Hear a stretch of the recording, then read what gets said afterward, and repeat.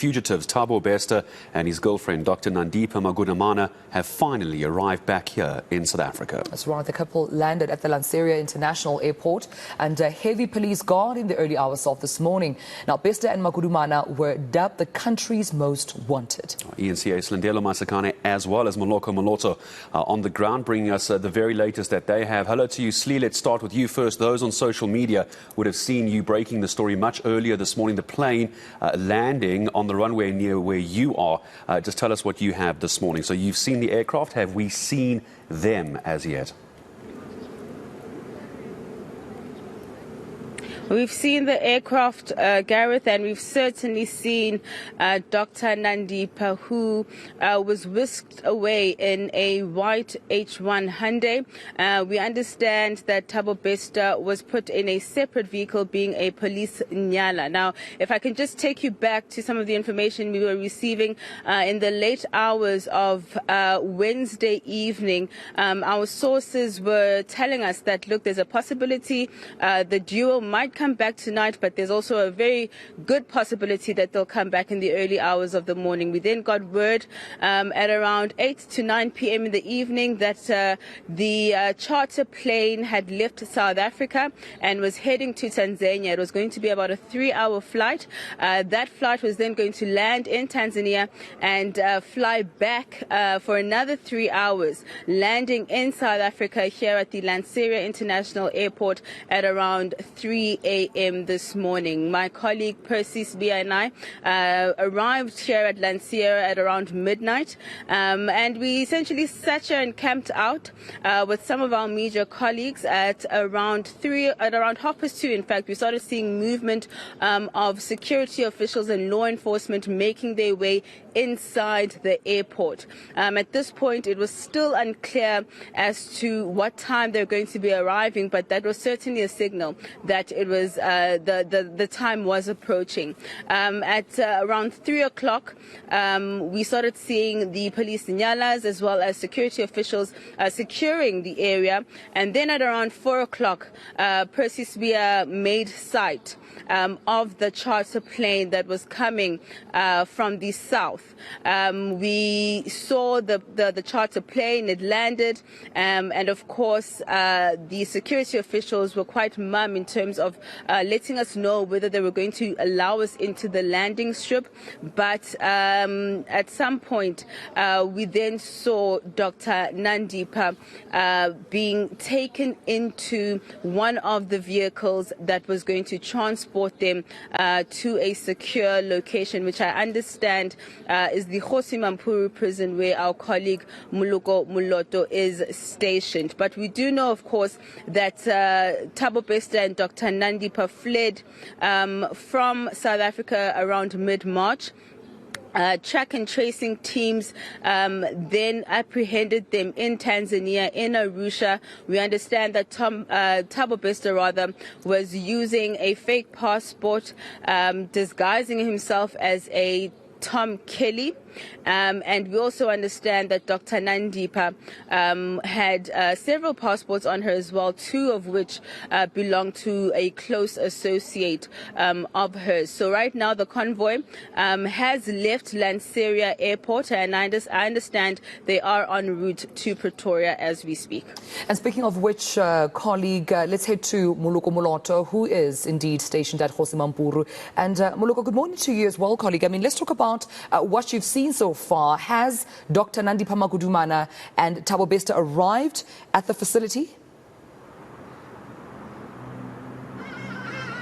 Well, good morning, Dumelo. Of course, myself, as well as my cameraman colleague, Tam Sangla, our journey also started just before midnight last night at the Lanseria International Airport, along with Slindelo Masikane there. But immediately after the Falcon 900B, that chartered flight carrying those 2 justice fugitives, landed at the Lanseria Airport, the 2 of us, myself and Tammy, then decided to leave after we had established that they were going to be transported to the Mampuru prison in Pretoria. And as we were driving out of Lanseria, I mean, I was trying to observe, trying to check, considering the fact that this is such a high-profile story. We actually did not see much activity along the road from the Lanseria airport as we were heading towards the N14, driving from there to Pretoria. The road was literally empty. And I must indicate that as we are here, I can hear, actually I can even see the chopper, the police chopper that is hovering above us. I was just informed by Slindelo Masikane earlier that as the convoy departed that area, actually the police chopper was also hovering above. So the indication is that this chopper possibly is signaling that that convoy carrying Dr. Nandipha Magudumana as well as Thabo Bester is possibly nearing the Pretoria area. Of course, this is the story that would be of much interest to many South Africans. Their long wait for their arrival here on South African soil has finally come to an end. South Africans will surely be eager to hear the side of this stew as to what actually transpired. Obviously, it would appear that the Thabo Bester, obviously, because he was serving jail time, he would surely go into the prison as a client of the Department of Justice. And of course, Dr. Magudumana will possibly be charged. We await to hear what charges she would face. But let me indicate that this is the story that also hawked international media headlines. I mean, I was just seeing how, for instance, newspapers such as the Washington Post in the United States, as well as the New York Post, also in the United States, and the Dawn newspaper in Pakistan, in Islamabad, as well as some newspapers in Tanzania, how they were reporting about this. The Citizen newspaper in Tanzania indicating that this story, the escape of Thabo Bester from the Mangaung prison, embarrassed the South African authorities. And certainly that is true if you consider the fact that there's been so much attention. Parliament, a committee there has been since yesterday, for the rest of the day, been seized with this particular matter. So this is a story that certainly is going to be captivating the attention of many South Africans and many people across the world. And I must indicate that the Citizen newspaper in Tanzania is naming that Mozambican national who was arrested along with the two as one Zakaria Alberto. Up to so far, we don't know whether Alberto will be here or not, and just his whereabouts. And of course, considering that this morning the Minister of Justice is going to be briefing the media in Cape Town, possibly, definitely to inform South Africans formally that the fugitives have now been arrested. We are hoping to hear what would have happened to the Mozambican national and what the process will be unfolding since the fugitives are now back on South African soil. Moloko, let me go back over to Slindelo Masikane as well, because you make a very good point, don't you, T, as well. We don't quite know what's going to happen with Dr. Magudumana at this point. Slee, as we come back to you at Lanseria, very clearly that was Thabo Bester in that eNCA. It's not the normal vehicle that picks you up from the airport, but because she was in a civilian vehicle, we don't have any idea what happens next with her, do we? As we answer that, we look at that particular situation, I don't imagine there's been any word on this Mozambican national that was with them as well as we take this story forward. Slee, do we know about this Mozambican national? Not at this point, but of course we are looking towards around 8 a.m. this morning, where the Justice Cluster will be briefing the nation with regards to the confirmation, of course, of the duo being back in South Africa, but of course also talking to us about the process that took place in Tanzania. We know that the delegation, the South African delegation, left on Sunday to begin the talks for deportation. We know that there were officials from law enforcement, the NPA as well as the Justice and Correctional Services Department being led by the Deputy National Police Commissioner. We know it does seem as though those talks were seemingly successful, but I think we can speculate with regards to what we're seeing in terms of the return of Bester and Dr. Nandipha, that the priority for South Africa was to have these two return. And I think we're going to see or hear more about what will happen with regards to the Mozambican national, who we do understand still remains in Tanzania. Now, of course, there's a lot of speculation around the way forward, but I think given the fact that Bester is a convicted felon, I think what's going to happen now is we're going to see law enforcement and security officials in intelligence trying to identify perhaps the safest place to secure Bester before his next appearance, of course, on fresh charges of escaping from the Mangaung prison, and perhaps murder charges as well, as we've seen with the appearance of Dr. Nandipha's father as well as a former G4S employee. Dr. Nandipha as well, we understand, of course, will also have her own charges to face. At this point, it's unclear when they'll be making their way to court, but at some point they will have to go to Bloemfontein as well as, have their first appearances in court. So I think we're going to have a lot more detail, Gareth, during that briefing at 8 a.m. this morning in terms of the legalities as well as the way forward in terms of the two. And I think what's also going to be interesting is to see where law enforcement will be placing these two, whether they're going to be placed separately in separate facilities, whether Dr. Magudumana will be taken to perhaps a police station because she's not a convicted felon, and also whether law enforcement will be able to secure them, because we do know, of course, that there's a lot of reports around the fact that these two were working with high-ranking officials in law enforcement.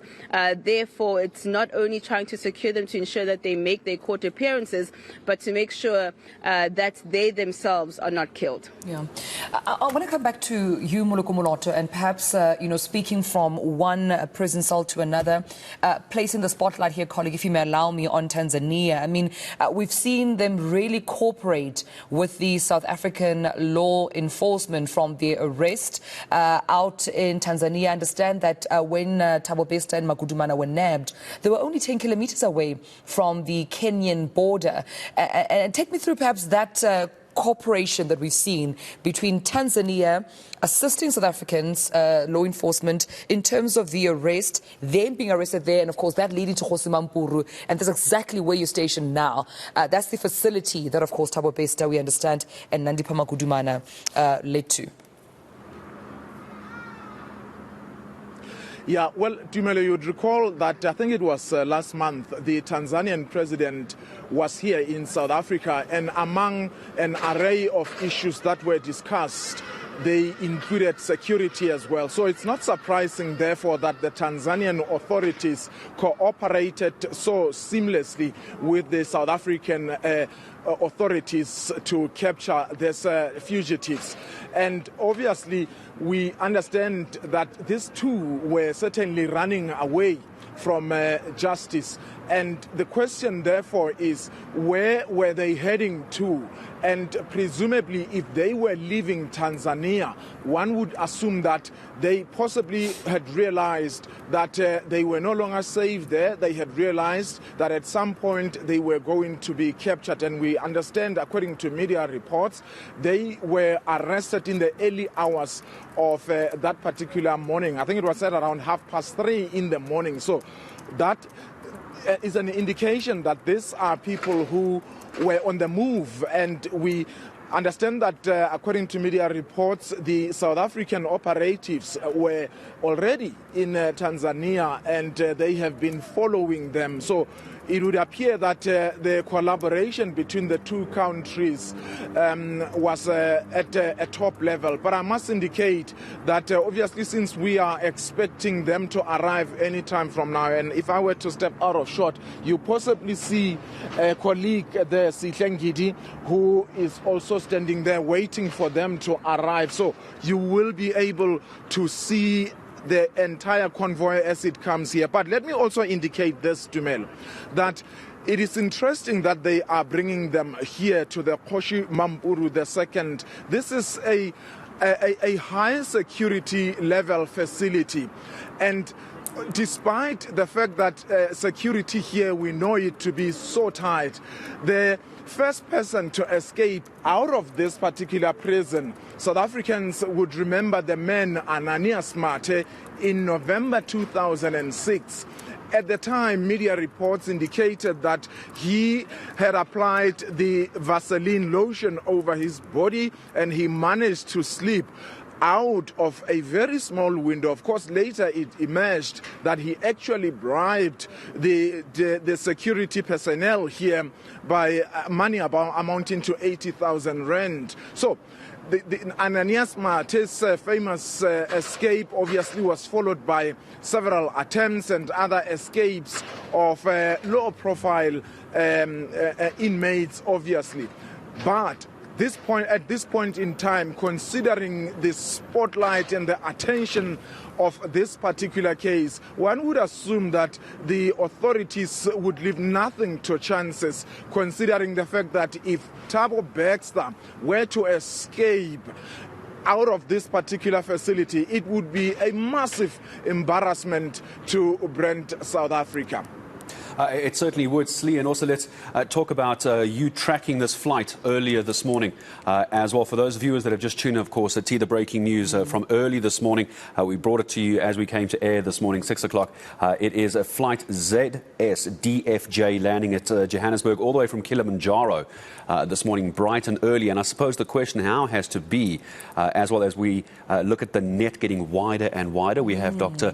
Nandipha's father having appeared in court. We're now starting to see G4S, former G4S employees in court as well. So it doesn't look like the story is going to end here just because they've arrived back in the country. Today we're expecting a G4S employee or former employee to also be in court.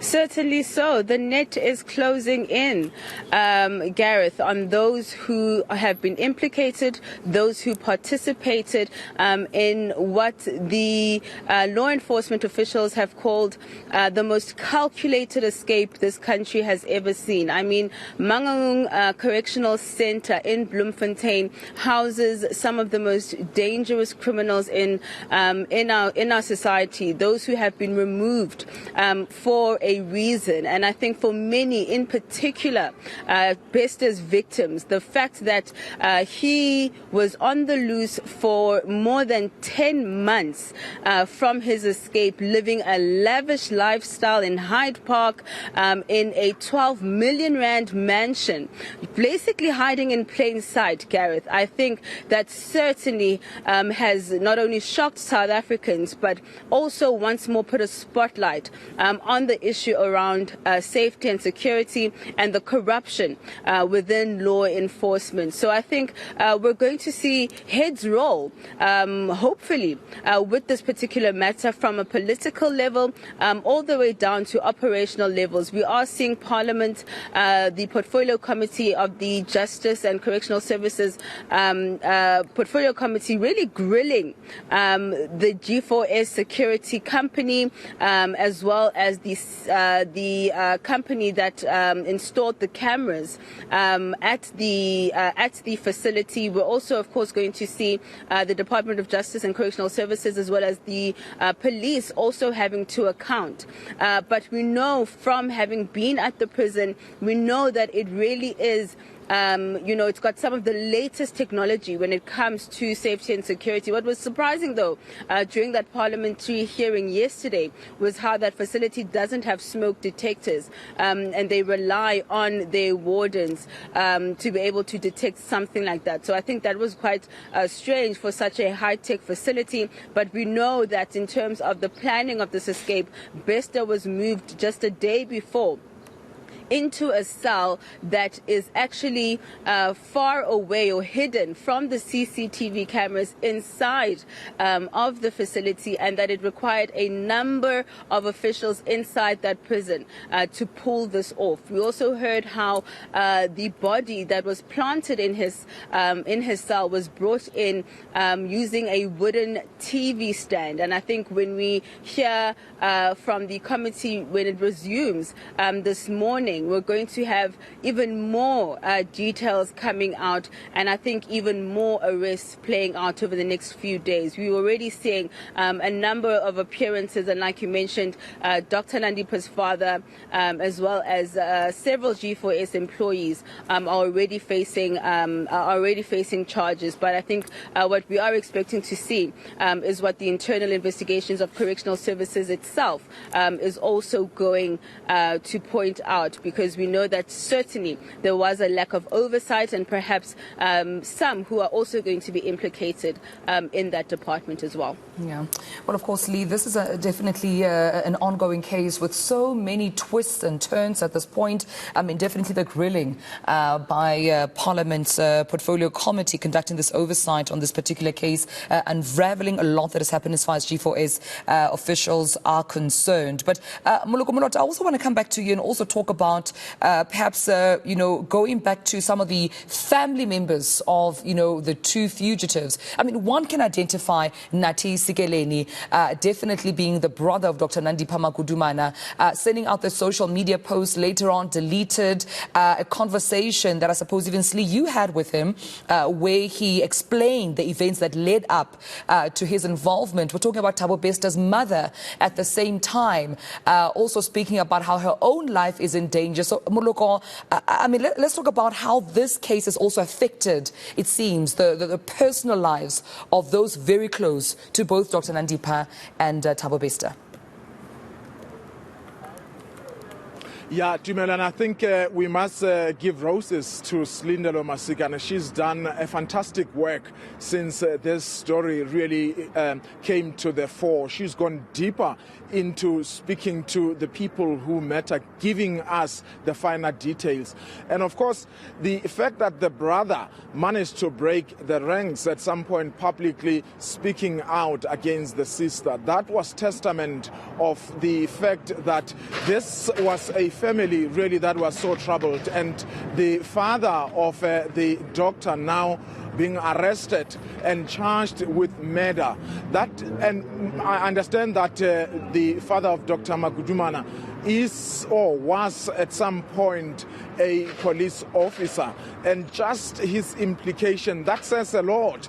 And a lot of people, as they have been commenting on social media, others really talking about a young woman who decided to throw her future. The fact that she was a medical practitioner who was also running businesses, who has young children, and she decided to throw all those away. And if she happens to be charged with murder, possibly just like her father, chances are she's going to spend a lot of time in jail. And we know Thabo Bester was serving life term for his crime, which include murder of his ex-girlfriend, and also robbery as well as rape.